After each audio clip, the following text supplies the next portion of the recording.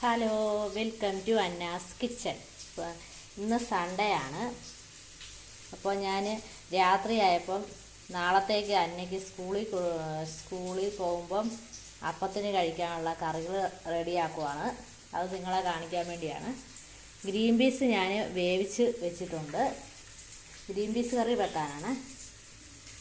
പിന്നെ green peas കറിക്ക് വേണ്ട സാധനങ്ങൾ: പൊട്ടാറ്റോ 3 ചെറുതായി അരിഞ്ഞ് എടുത്തിട്ടുണ്ട്.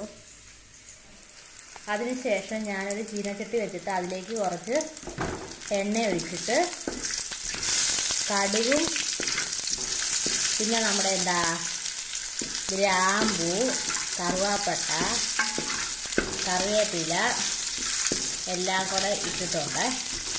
പിന്നെ ആവശ്യത്തിന് ഉപ്പ്, മഞ്ഞൾ ഇതെല്ലാം കൂടെ കൂടി ഒന്ന് ചെറുതായി ഒന്ന് വഴറ്റിയെടുക്കണം.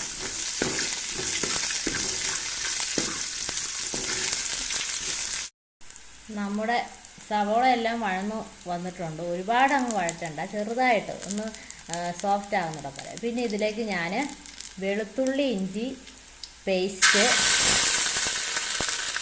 ഇടുവാണ്.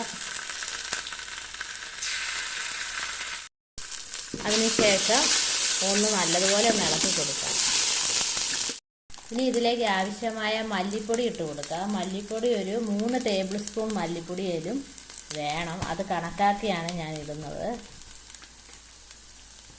എന്നിട്ട് ഒന്ന് ചെറുതായിട്ടൊന്ന് വഴറ്റി കൊടുക്കാം. ഈ പൊടിയെല്ലാം കൂടെ ചെറിയ ലോ ഫ്ലെയിം ഇട്ടിട്ട് വേണം, തീ കുറച്ചിട്ടിട്ട് വേണം ഒന്ന് വഴറ്റി കൊടുക്കാനായിട്ട്. ഇനി ഇതിലേക്ക് ആവശ്യമായ മുളക് പൊടി 2 ടേബിൾ സ്പൂൺ മുളക് പൊടി ഒന്നിട്ട് കൊടുക്കുക. ആവശ്യത്തിന് നിങ്ങളുടെ എരിവ് എത്രയാണോ എരിവ് വേണ്ടത് അതിനനുസരിച്ച്. എന്നിട്ട് ചെറുതായിട്ടൊന്ന് ഇളക്കി കൊടുക്കണം. അതിനുശേഷം നമ്മൾ വേവിച്ച് വെച്ചിരിക്കുന്ന ഗ്രീൻ പീസ് എല്ലാം കൂടെ ഒഴിക്കുകയാണ്.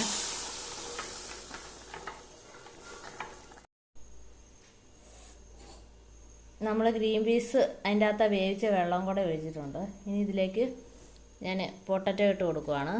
പൊട്ടാറ്റോ വേവിച്ചിട്ടില്ലായിരുന്നേ. അപ്പോൾ ഈ പൊട്ടാറ്റോ ഇനി ഇതിൻ്റെ അകത്ത് കിടന്ന് തിളച്ചിട്ട് ഒന്ന് നല്ലപോലെ ഒന്ന് വെന്ത് കിട്ടണം. നമുക്ക് ഇത് ലോ ഫ്ലെയിമിലിട്ടിട്ട് മൂടി വെച്ചിട്ട് ഈ പൊട്ടാറ്റോ എല്ലാം കൊടുത്ത് വേവിച്ചെടുക്കാം. നമ്മുടെ ഗ്രീൻ പീസ് കറിയിലേക്ക് ലേശം മല്ലിയിലയും കൂടെ ഇടുവാണ്. മല്ലിയില നിങ്ങൾക്ക് അതിൻ്റെ ടേസ്റ്റ് ഇഷ്ടമില്ലെങ്കിൽ ഇടണ്ട കേട്ടോ, ആവശ്യമുണ്ട് ഇട്ടാൽ മതി. ഞാനൊരു 2-3-4 പീസ് ഇലയും തണ്ടും കൂടെ ഇട്ടിട്ടുണ്ട്. ഒന്ന് ഇളക്കി. അപ്പം നമ്മൾ കറുവാപ്പട്ട ഗ്രാമ്പൊക്കെ ഇടുന്നത് നല്ലൊരു ഫ്ലേവറിന് വേണ്ടിയാണ്, നല്ലൊരു മണവും ടേസ്റ്റൊക്കെ കിട്ടാൻ വേണ്ടിയാണ്. അത് നിങ്ങൾ ഇഷ്ടപ്പെടുവാണെങ്കിൽ മാത്രം നിങ്ങൾ ഈ കറുവാപ്പട്ട ഗ്രാമ്പൊക്കെ ഇട്ടാൽ മതി കേട്ടോ. അത് നല്ല ടേസ്റ്റാണ്, അതുകൂടെ ഇട്ടുണ്ടാക്കണം. പിന്നെ ഇതിൻ്റെ അകത്തേക്ക് പെരുംജീരകത്തിൻ്റെ ഒരു 4 ഇട്ടിട്ടുണ്ട്. അപ്പം നമ്മുടെ കറി നല്ലപോലെ തിളയ്ക്കുന്നുണ്ട്. നമ്മുടെ കറി നല്ലതുപോലെ തിളച്ച് കിഴങ്ങൊക്കെ വെന്തിട്ടുണ്ട്. ഇത് നമുക്ക് നിമിഷ നേരങ്ങൾക്കുള്ളിൽ നമ്മുടെ ഗ്രീൻ പീസ് കറി റെഡി ആയിട്ടുണ്ട്. ഇത് നമുക്ക് രാവിലെ അപ്പത്തിൻ്റെ കൂടെയൊക്കെ ഒഴിച്ച് കഴിക്കാവുന്ന ഒരു ചപ്പാത്തി, അപ്പം, ഇഡ്ഡലി, ദോശ ഇതിൻ്റെ കൂടെയൊക്കെ ഒഴിച്ച് കഴിക്കാവുന്ന ഒരു നല്ലൊരു കറിയാണ്.